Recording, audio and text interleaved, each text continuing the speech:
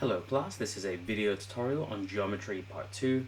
In this video we'll be looking at angle attributes. As stated before, angles measures the rotational or circular distance between two directions. So if we were to imagine, and I'll illustrate this, imagine this is the bird's eye view or the top view of a person's head. And the orange arrow and the black arrow to begin with is showing where this person is looking. If we rotate or imagine this person here is standing on the spot and turning his entire body to face this way, you can see that there is a distance or a circular distance between these two directions. So an angle is measuring how much of this has been rotated by. And we measure this using degrees. So this looks to be about, well, we can actually measure this using a protractor, but for now, this looks to be about 45 degrees. If this person were to look, well, from forward like this, and go directly to the right, so they turn their entire body to the right, we can say that they turned 90 degrees, which we use a special box to show that it is 90 degrees. They turned 90 degrees clockwise. If it were 180 degrees, this means they turned all the way around from facing forward to turning around and facing behind. They turned 180 degrees clockwise or anti-clockwise in this instance. So that's what angles actually measure. Angles measure the rotational or circular distance between two directions. Angles, they are labeled using 3 capital letters with the common or shared vertex in the middle. So as we've seen before, since B is the common vertex or the common point between AB and CB, this angle must have B in the center. So this is, using the symbol, angle ABC, because B must be in the center. Or it could be angle CBA, because once again, B is in the center. Sometimes, big emphasis on the word sometimes angles are simply given the lowercase letter of whatever vertex or point they are measured with.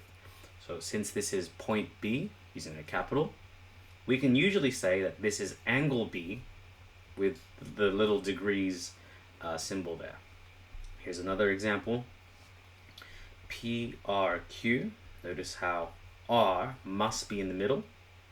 And PRQ. This measures the angle R. Now, to contrast this, let's use this weird looking green. If I put angle RPQ,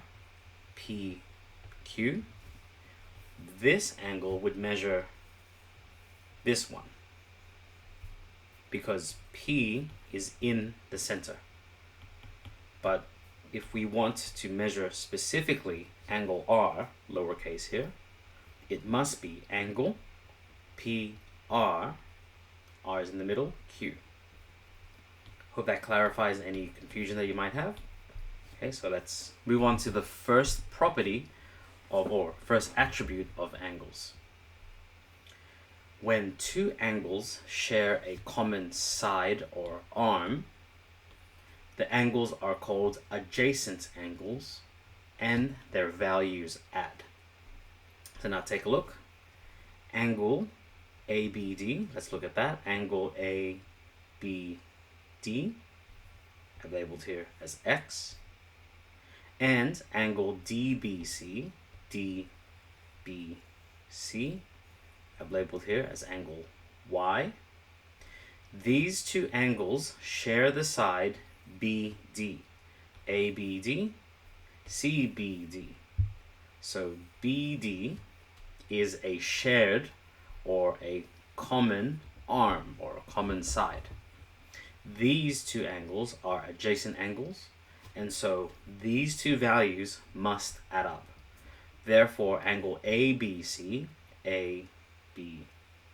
so the full angle must be whatever angle ABD is,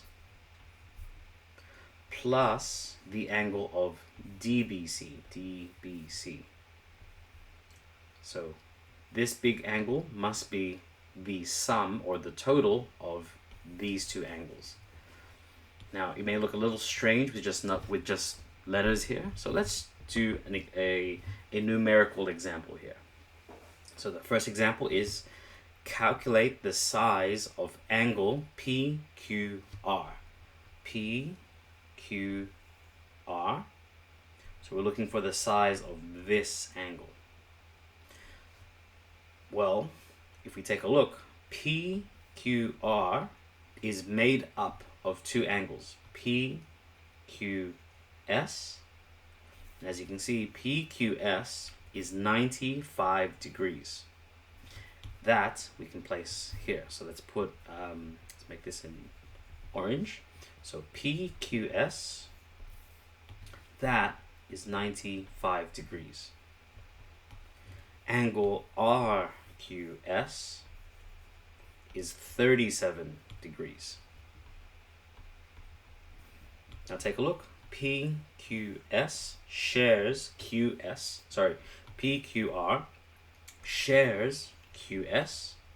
Therefore, to find this angle, we simply just add the two. So 95, so this is equal to 95 plus 37. If we add that, we get 132 degrees. So the angle of PQS is 132 degrees, not 137. Okay, let's try this next one. So let's calculate the size of reflex angle being those greater than 180 degrees. So reflex angle XZY. Now notice why it said reflex angle, because XZY might be this angle, or it might be this angle. Being that it is a reflex angle, we are looking for this one. Now let's do the same process. WZY is 190 degrees. Let's make that in orange. And WZX is 75 degrees.